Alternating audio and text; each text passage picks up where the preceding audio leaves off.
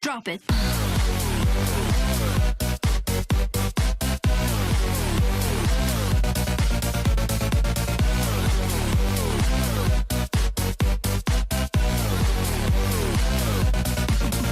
Yeah. What is going on, everybody? It's your boy Flexi, back with another video after like 15 years of absence, and this time around I'm introducing you to kind of a new series to my channel, which by I think September 29th or 30th, it should be 30th actually, it's a Saturday, there's going to be a YCS in Germany, and I am planning to take my beloved Pendulums, which I haven't played in quite a while actually. Recently, if I've ever played Yu-Gi-Oh, then I've played Sky Strikers, but right now I'm kind of back into Pendulums again, especially after actually trying out for myself the Super Heavy Samurai engine in Draco Slayers, and that's why I'm going to give you a quick introduction into what my current thought process is behind playing Draco Slayers and how I'm going to prepare for the YCS in Dortmund. So basically, before I get into the actual profile, I thought I'd kind of share with you the thought process of, there were basically two like main questions I was asking myself. One of them was, do I want to play hand traps or do I want to play full gas? Or like instead of hand traps, I'm going to use the term non-engine. So basically hand traps, board breakers, you know, generic interruptions, whatever, right? Or do I want to play full gas, because Pendulums is also known for just playing 40 full-on Pendulum turbo cards and just trying to outgas your opponent's board or interruptions to either build an unbreakable board or break the opponent's board in OTK, right? The other option is to play hand traps, which takes away the gas, and sometimes you can be like interrupted once or twice and then you have to stop playing, or maybe you even break more often. But therefore, like instead of that, you have I don't know, you can play droll, other like floodgate hand traps or high impact hand traps like Nibiru and stuff like that. And I personally chose to go with that drop because usually I used to be a full gas player for a really long time, and at some point I just started hating it because sometimes you just need hand traps, especially in specific formats. That's why for this I chose to go kind of a middle route basically. And the other question is, do you want to have follow-up or not, basically? Because you can also play combos that use 13, 14 or even 15 extra deck monsters for your entire turn one, which means if your board gets broken you don't have anything except your main deck to play with, which in this specific case doesn't really help you with OTKing your opponent. If this was Endymion, then nobody cares, right? But it isn't. So the other thing is, if you choose to play a combo that only uses like 6 or 7 extra deck monsters, which means you're left half or even over half of your extra deck for follow-up, that's pretty cool if your board gets broken, or if you expect to not like win on turn 1 or turn 2, I guess. But then your combo or your boards are going to be weaker, right? Obviously, since you're not using as many resources, you don't have the full capacity of building a super huge board.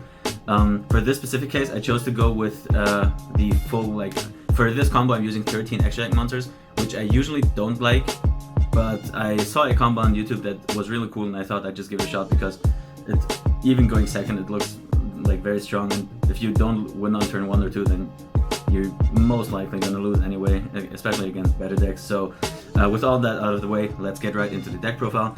So main deck consists basically of 4 parts. The first part would be the Super Heavy engine, of course Wakaoshi and the Searcher for Wakaoshi. These are the only ones that actually work. The other, usually you would have, like before the ban list, you would have 12 starters. In this case, because the Link 1 is banned, you only have 6. So these are the 2. Then you play 2 Big Benkei, which are required for him to be an extender and start your plays. And then the 1 Soul Piercer. You could play the Mask instead and kind of try and make this a 1-card combo, but the fact that it doesn't go to the extra deck, the Mask, I mean, after you link it away or sync it away or whatever, is kind of a problem in my opinion. So I usually choose to go with this. Rather start with an additional Pendulum monster instead of like it being a kind of 1-card combo, which it isn't anyway because the Mask doesn't go to the extra deck.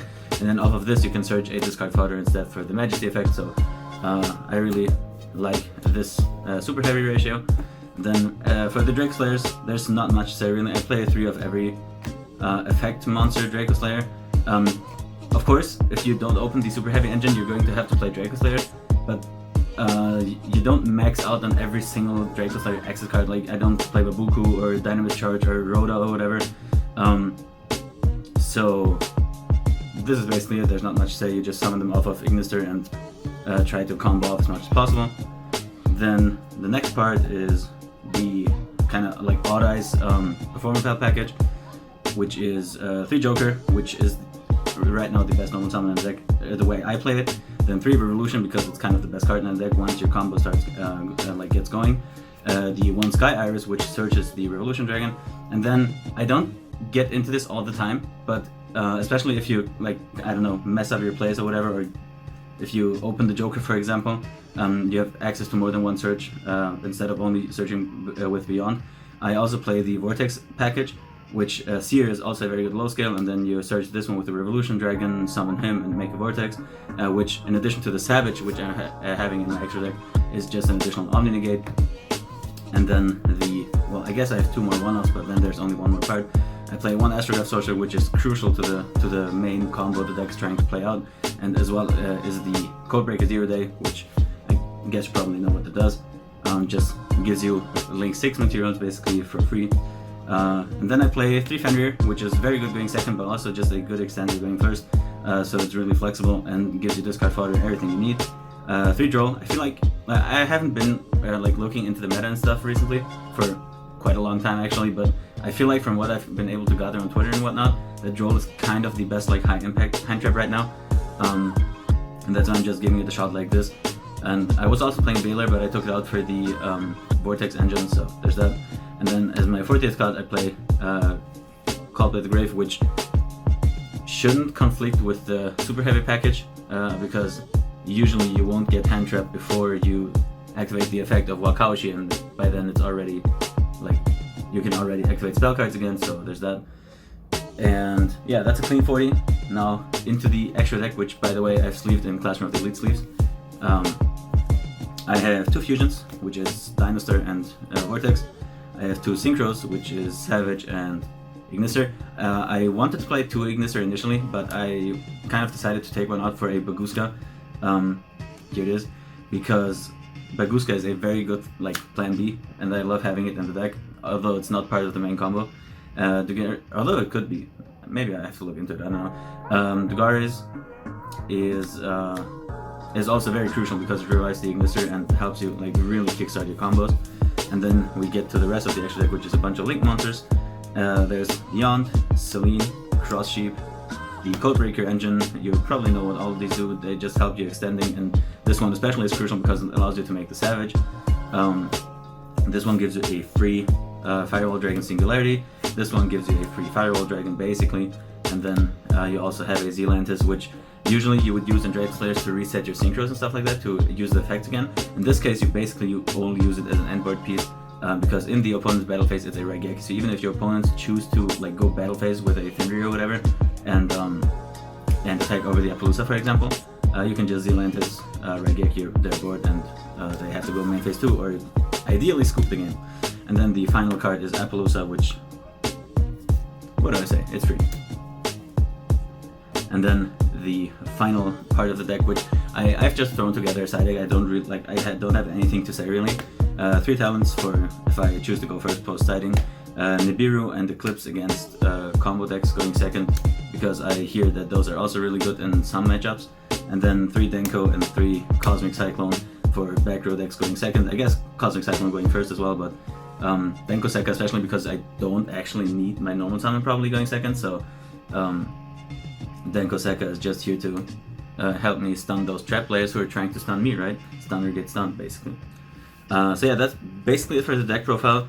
I've talked about my thought process before, so I hope everything's clear. I can also show you the combo real quick, but that's about it for the explanations.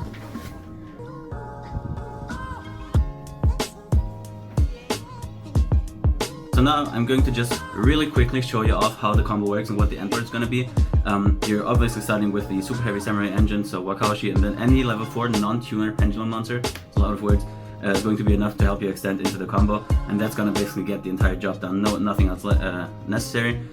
So yeah, Heck Wakaushi, I'm just going to speed through this a little bit because some of these things you're already going to know, like how the Super Heavy Samurai engine works, right? So you scale Benkei, summon this, then Benkei is going to add the Soul Piercer, equip Soul Piercer, normal summon the other Pendulum monster, and then you're going to Synchro, this is going to the graveyard, Synchro for a Ignister Prominence. This is very important because it helps you to play through Nibiru insanely well. And then Channeling 1 is going to be Piercer, Channeling 2 is going to be Wakaushi to scale itself back. Piercer add another Wakaushi, which isn't exactly like 100% mandatory, but it's really, really helpful. because it helps you make a Savage very easily later on.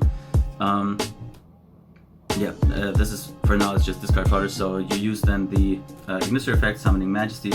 Majesty is going to add you the field spell, and discarding the Wakaushi, which is going to come up later again. And now I'm going to activate the Sky Iris, just so the Celine gains counters later. And then you use these two to go into Beyond the Pendulum, which is going to add you an Astrograph Sorcerer, and which is also really crucial to the combo the way I'm playing it right now. Which is sad because the only way to consistently access it is Beyond, so if that gets hand trapped, you might have to play a different way and like weaken your board a little, but considering how many interruptions we're putting out, that might not be too big a problem. And now you Pendulum summon the two monsters you have in your extra deck, use them. Do you? Yeah, you do. You use them as Xyz material for Dugaris, and detach two, skip your main phase, your next main phase, and reborn an Ignister. Ignister effect is then going to once again summon another monster. This time it's going to be the Power Load, or Dynamite Power Load, I think it's called, which is really important because it adds back a monster that you're later going to summon with the fusion, so you can extend into your Savage. And then you're going to use the Synchro and Beyond for Celine, which is going to gain 3 counters. And then Sky Iris is going to pop the Wakaushi to add a Revolution Dragon. Revolution Dragon is then going to get popped to summon an Ignister from grave, and this is going to trigger Astrograph Sorcerer to summon him and search another Revolution Dragon, which is really crazy. And then you use the Astrograph and the Dugaris to basically perform the Codebreaker combo. I'm just going to skip a step here and summon everything out. The extra deck's here. You're going to summon the Codebreakers and turn them into a Firewall Dragon Singularity. So now you can still use the Ignister effect, which it doesn't really, actually it does matter. You summon Majesty off of Ignister's effect and use these two to summon Cross Sheep. And now since U-linking, as you might already know, works by having monsters in a U-shape all co-link with each other, but you can also V-link, which means you have 3 monsters co-link to each other like diagonally. That's also going to allow to V-link like this, place Cross Sheep in that zone, and then you're going to use the 3 counters you have on your Celine to summon Majesty from your graveyard.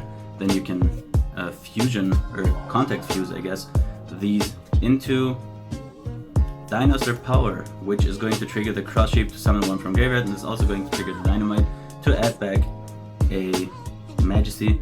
It doesn't really matter which one this is, it's just a level 4 non-tuner Drake Slayer monster that you can summon off of the Dinosaur Power effect.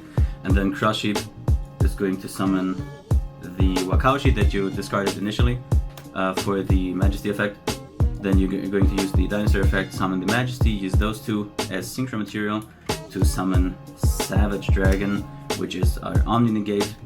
Having an Omni Negate is pretty cool if the rest of your board only protects you from monster stuff.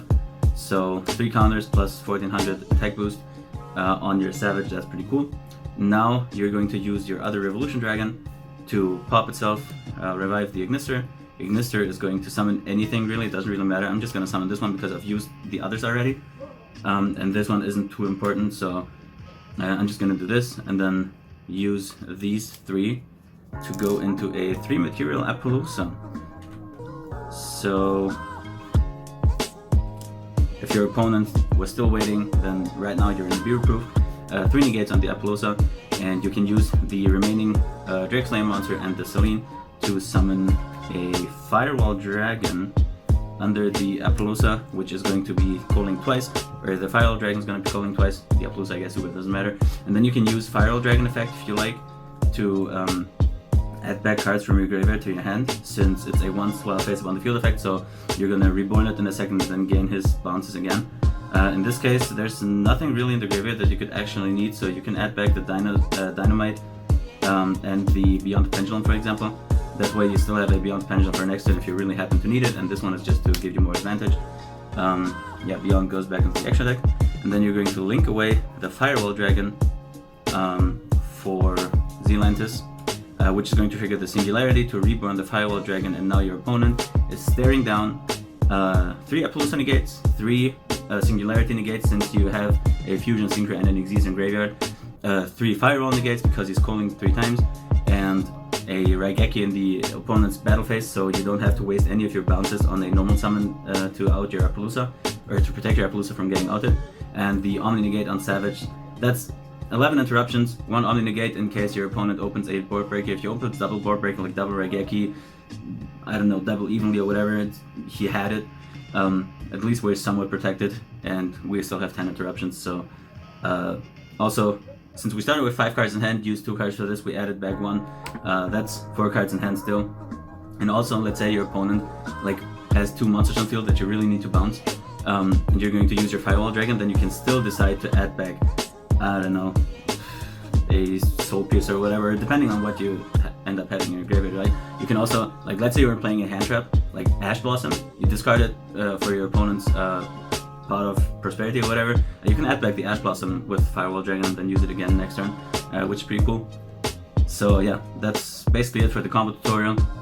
I'm gonna keep you guys posted on how I'm doing with this list, and then I'm just gonna like steadily gonna keep you guys posted on what my thought process is. The better my understanding of the meta becomes, also I'm of course going to make changes to the list. Maybe I'm gonna decide to play a completely different combo line, and I'm gonna give you an updated video on that. And also, once the YCS comes around, I'm definitely going to give you updates on that, and then my thoughts on how Pendulums are doing right now in the format. So with that being said, thank you guys for watching. If you enjoyed it, leave a like.